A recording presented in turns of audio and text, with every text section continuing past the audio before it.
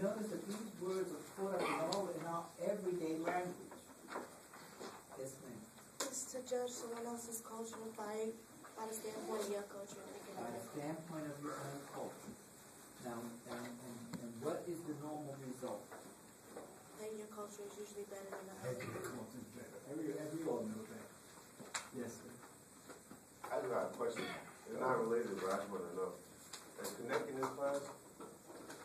It's who is connecting. Connect. Are you connecting that? I'm sorry. I'm having difficulty hearing. I hope it's not my age. No, connect. Like, some classes we don't connect. Will we prescribe we connect that? No. All right, good. Okay. Thanks. You're welcome. I understand the question. Now, what happens is that we start deciding that our culture is better than other cultures. Okay? And we noticed this when we had that case of Billy. The problem is that the lady went in looking at this situation from the viewpoint of her culture. As a consequence, that the fact that Billy slept in a room with other people there's something wrong with it, because our culture might say your kids should sleep alone, even though that's what we profess. Notice again, ideally, our ideal culture says kids sleep alone. Our ideal culture says kids sleep and have their own room. Our ideal culture says that kids are entitled to some privacy. Now, I would probably tell you that only about 10%, 20% at most of the families can meet that standard. Okay? Most of us came up in a room that if we had brothers and sisters, we slept with them in the same room. They were bunk beds or twin beds. And some of us had to sleep in the same bed. And the only time they started deciding that somebody needed a room of their own was when they changed genders.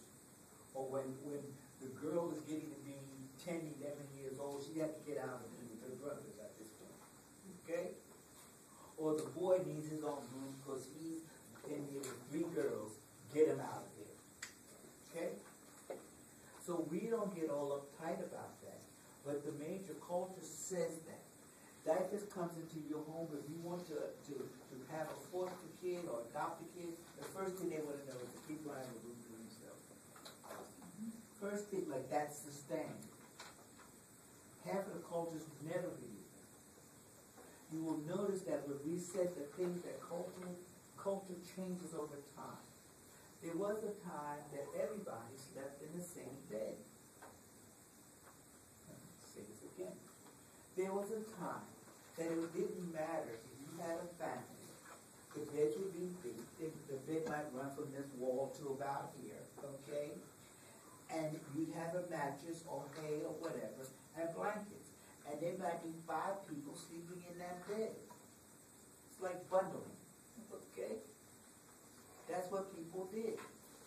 And if you came in, and you know how you would see this? I tell you, if you start watching some old pictures, you start seeing a lot of things, okay? If you just watch a picture, like movies, they tell you, they slip up and they tell you something if you look at it from in a sociological way. How many have you seen True Grit? Have you ever seen True Grit? You've seen True Grit, right? Now you remember that this lady went to a hotel. She went to a boarding house. And she says, I need a place to sleep. And so what happened is that the lady said, well, yes, you can sleep upstairs in the bed with so-and-so and so-and-so. She tosses and her teeth chatter at night, but don't worry about it. And she slept with the lady. If you look at pictures like Moby Dick, I know you've never seen or heard of Moby Dick. Okay. Is that a question or that? Oh, yeah. Yes. Like in Willy Wonka and the Chocolate Factory, like the grandparents must be the same way. That's what happens. And you'll notice that they slip up and they let you know this is the way people were. And when you went to another place, they had no problems with letting you. They said, well, yes, you have to sleep upstairs. There's already 2 people in the bed, but there's enough room for 3 people. And many cultures, that's the way people sleep. They sleep together. Okay? There's no problem with that. We were so uptight that even if you watch movies or watch these shows from the 1950s and 60s, you had man and wife, be a husband and a wife, and they never slept in the same bed. Look at their bedrooms, and you will always see the man was in this bed, the lady was in this bed, and usually there's a lamp between them. I love Lucy. I love Lucy. Okay? You wonder how they ever produce kids. Okay? Well, you do, because that's the way the culture portrays itself. Okay? So what happens is that we have this kind of thing going on, and the point is that from the ethnocentric standpoint, this is what would happen. And we know that there's no problem, that we know that our culture is superior to everybody else's culture. Okay? But now, by the same token, everybody else knows that their culture is superior to ours. You know how come I know? Because sometimes people say, well, why is it that Americans do so and so and so and so and so and so? I know that. And I know because from their culture standpoint, they understand it. We go around, act like we're arrogant, we act like we're rich, and believe it or not, if you went to another culture, they would never know you were poor. Did you know that? They would never know you were poor. Now, I'll tell you why. Because, see, American people spend money like they're going to get some tomorrow. They never worry about spending their last money on frivolous things, like a candy bar. Okay? Because there's more money where that came from. They may have to wait a day for it, but it's going to come. Okay? We never worry about spending our last dime. Okay? When we go to other cultures, they pick up on that. Because we act like that when we go into other lands. We will buy stuff. We don't believe in haggling and saying, you know, and bartering. We don't do that. We say, how much does it cost, and we pay it. And you go to these other cultures, and the first thing they do is they jack the price up way up there. And somebody from that culture has to pull your coattail and tell you, don't pay that price. That's 5 times more than I pay for it. Because we don't see anything wrong with it. And we will pay money and we will spend money like it's nothing. No other cultures, I don't say none of it, but most of the cultures don't do that. If you go to the islands, they will see that, you will see them hanging around waiting for Americans who are poor. Okay? The Americans come in, and all of them, they think that all of us have money because we act like it. But that's the way we do things. That's just the way we do things. Our culture says that. We always know that we can spend our money today, and our check is going to come in the mail, our student loan is going to come in, something's going to come in on such and such a date, and we'll be back in on easy street. We understand that. Okay? Or our paycheck. Or I can spend this because when I get back there, my paycheck will be in, so that'll tide me over. We have a credit card. And that's been a real bane because we use the credit card knowing that, well, we'll pay at some future date. Other cultures can't do that. Other cultures, we have one thing, is one text I was reading, and they were talking about these American men that come into this country.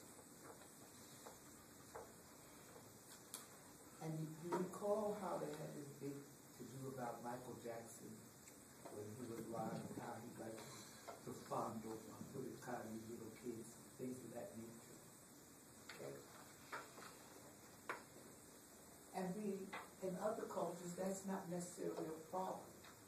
That's a problem, at least ostensibly, in this culture. Now, the reason I say ostensibly is because you notice how much proliferation of childhood, I'm looking for words. I don't want to say incest, but how much pornography is on the TV screens.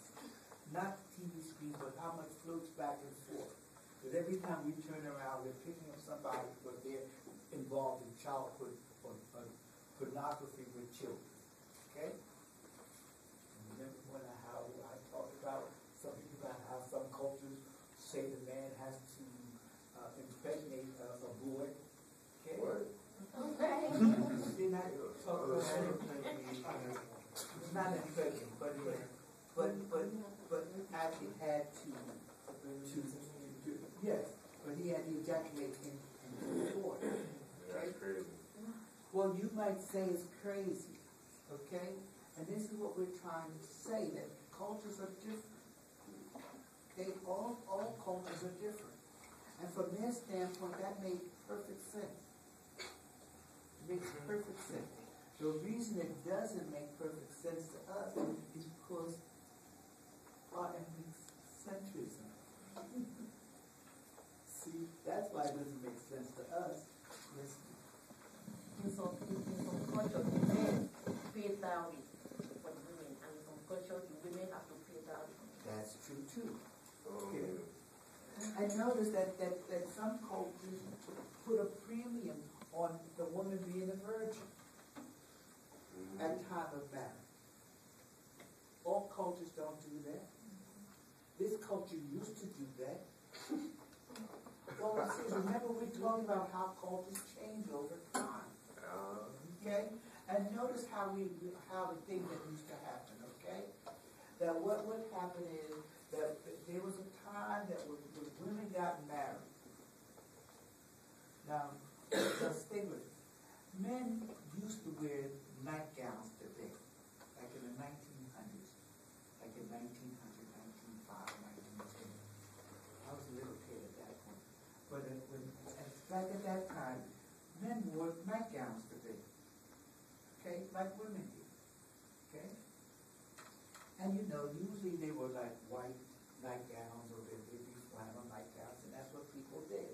And they would go upstairs and go to bed. And what would happen is that they get married, they go to bed, and all the men would be sitting downstairs waiting for the big scene to come. And the big scene would be that the man would have his first intercourse with his wife, okay? And what he was supposed to be doing is what we say he usually is, bursting her cherry, okay? And as a consequence, she was supposed to be bleeding. And the way that he proved that his wife was a virgin is that he would come downstairs and all the front of his gown would be red. Now you laughed at that. Okay? But that was the culture. That's why they wore gowns on purpose? Well, no, they wore gowns because that's the way people slept. They didn't sleep in pajamas, they slept in nightgowns. Yeah. Okay? But the purpose of the gown was to make sure that they could walk downstairs and say, ta-da!